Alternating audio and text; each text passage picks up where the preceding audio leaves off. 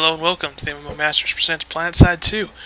Today I'm going to show you a little bit about the certification system, how vehicle purchasing works, and how the resources work in-game. First off, you can see I'm just at a tech plant right now, so I can spawn a vehicle in a minute. First I'm going to show you how certifications work. Certifications are basically experience for this game, and you use them. Well, you get them through just killing people, being online.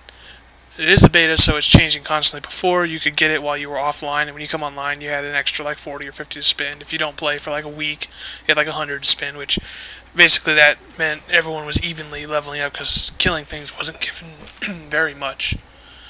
But how I've been putting my certs in so far is the Liberator, because I am a bomber.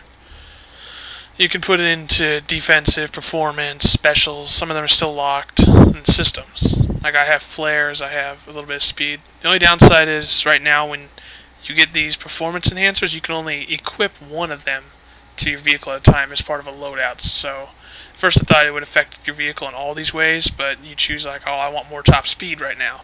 So you can change the Liberator to go faster, or more turn rate. So it's a good argument between the two. Thrust isn't that important. Air brake, it's kind of important, but not to me, I don't think so. There will be afterburners, but right now it's locked. That's why it's 99 million certifications, or 9 million. But there'll be afterburners and more performance out of it. This one, these ones you don't need to equip. It just affects it as you go. The longer you're out of combat, it'll start repairing your aircraft or vehicle depending on where you put certifications. This one just makes a repair sooner out of combat. This one does it faster. It increases the ticks, and the acquisition timer is just I can spawn it sooner. It reduces it by a couple minutes once you get it all the way down. Basically to the point where you can just constantly spawn it as long as you have resources. Down here is all the different guns you can buy for it, and then you don't buy it from this window, but what you do is you can add things like optics, magazine size, ammo capacity, reload speed. Right now all they have is the zoom, and they just added in night vision to, well, do night vision.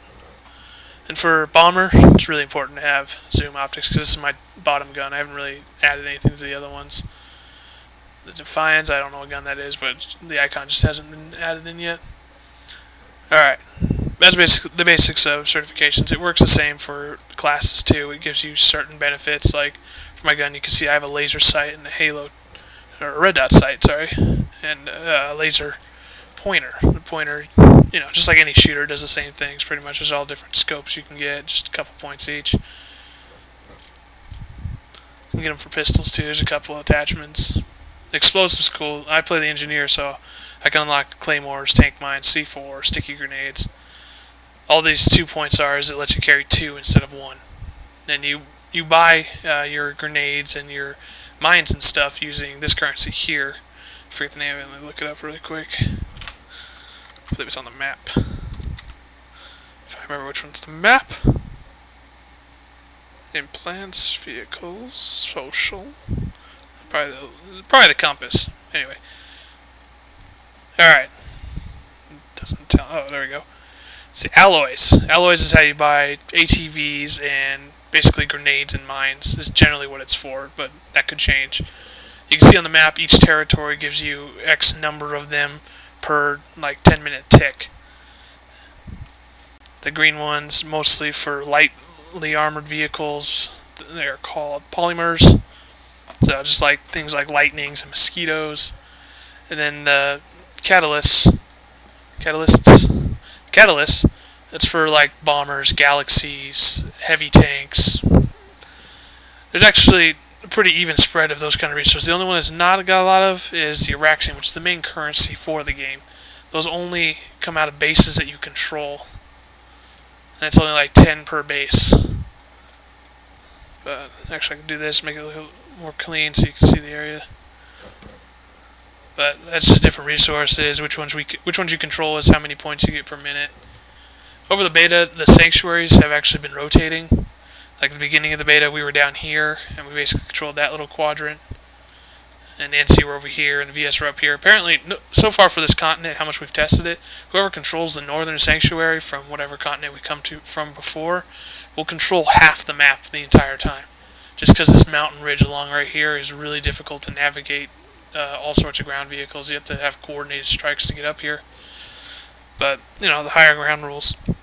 which I believe I'm wrong on, because this is the mountain, these are the highlands over here, these are canyons here, this is like a high plateau foresty area, and then this is all desert. But I guess the desert's just quicker to get around. I don't know. It's just how the beta's been going is on this continent you control the top half pretty much, and then these two will bicker down here and kind of push into us sometimes. Alright, now vehicles. Right now there's only a handful. They do plan to add more, just like they were in the first game. But it's just like a class. You have loadouts. You can change different guns and stuff. The main thing I have is the Liberator kind of upgraded, so I'll show you that. I only have one primary gun right now. I want to upgrade it to like anti-tank machine gun, which I won't be able to take down other aircraft very well, but I can help the bombers shoot. I forgot where the back button was. Okay. Secondary weapon, the bomber. I have the customize option because I have unlocked the zoom sights. It's 1.5 and then 2 times zoom. It really should just overlap the old one. I don't know why you would use the smaller one, but in beta, it'll change, obviously. It's very effective. We have gone on killing sprees, getting 20 plus kills, just flying around me and quits. That's my fault. Wrong button. Let's see, the other things I have, utility, which is the rear gun. I have a mortar for more anti-tankage, so we're more of a gunship. And then this basic gun for anti-air. I'm going to get the other one soon, which is how you use Araxium, basically. But it's a triple barrel something machine gun that just destroys aircraft, so if anyone comes up behind us, they're not going to enjoy their day very much or very long. That's a different kind of modifications. You can see the performance one. This is what I don't agree with right now, is you choose one of the performance upgrades you want to use at the time. I mean, it's free to change and all that, but I thought it would affect all the performances, so I wasted quite a few hundred certifications. And you can't untrain certifications because you can just keep getting them. There's no cap. Down here, it's not implemented yet, but you can get hood ornaments, tents, decals, and I don't know, miscellaneous. I think miscellaneous is like fins. I've seen them in the shop. You can buy them. It just makes it look cooler or whatever. Changes the little fins on the tail. Alright, the shop. This is how basically we've been buying guns. You can do it with real currency or not, but example is like I have Liberator already selected, so here's all the guns you can buy on the Liberator with the Araxium that you get from ticking bases. It's quite expensive for some of them, but I mean they're really good. This is the, or I guess it's only 2 barrel. This is the anti-air tail gun. This is what I'm trying to unlock right now. Then like, what is this one? There's a tank buster minigun for the front, and then shredder one is this is like light in. This is a turret on the bottom for like light tanks and like maxes and turrets. Instead of a cannon, it's more of a machine gun. Then 50 cal machine gun on the bottom. This is just anti-infantry cannon on the bottom. So you can have a lot of variety on how you want your Liberator set up, and all other vehicles too. But you can see station cast, it's blanked out, and then Araxium. So if you had the cast to burn instead of waiting, you could just buy the gun. You know, as all free-to-play games go, it's not designed where the richer you are, the more awesome you are, because someone with experience will have or a long time playing will have the same stuff that you bought because you're rich. So that comes down to skill. It's just you got the stuff sooner. Implants, like the first game, they affect stats, reload speed, spawn timers, all sorts of other stuff, acquisition timers.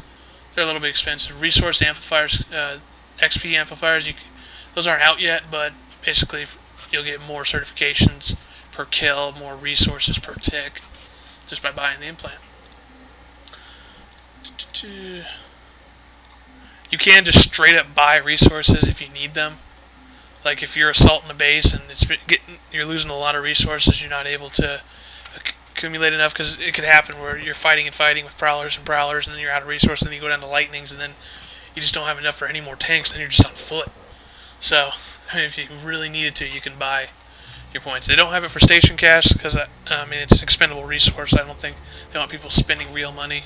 It'd be a good money sink because people will do it, but I understand their reasoning not doing it. It might change, who knows. Here are some of the customizations though. They're all locked right now because I believe they're all going to be just buy for fun. Logos, delete. These are the fins that I saw, because you can't really tell, but I mean it adds a little bit to the Liberator at least. Really should stick the Liberator in here just to show what the fins will look like on it. I mean, I know the shape of the Liberator, so I know where the fins are going to go, but at least make more sense if they showed it on the actual aircraft. Well, that's that for certifications, and now I'll show you some. I'll just fly around a bit, show you a bit around. So, like right here, the Mosquito only costs 200 polymer, and the Liberator costs 300 catalysts. So, now just spawn a Liberator. Alright. A little bit of the desert area.